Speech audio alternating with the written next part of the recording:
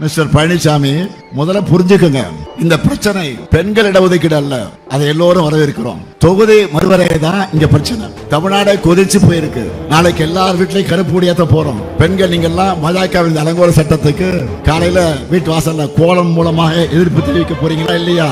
இது அரசியல் வேறுபாடுகளுக்கு இடமே இல்ல. மொத்த தமிழ்நாட்டையும் ஆபத்து சூழ்ந்திருக்கு. எடப்பாடி அவர்களே, கடைசி வரை கோழையா அடிமையா இருந்தா தமிழ்நாட்டின் களங்கமாகத்தான் வரலாற்றில் நீங்க நினைவு கூறப்படுவீங்க. இது வரலாறு உங்களுக்கு கொடுத்திருக்க கடைசி வாய்ப்பு. ஒரே ஒரு முறையாவது பாஜகவை தைரியமாக எதிர்த்து பேசுங்க.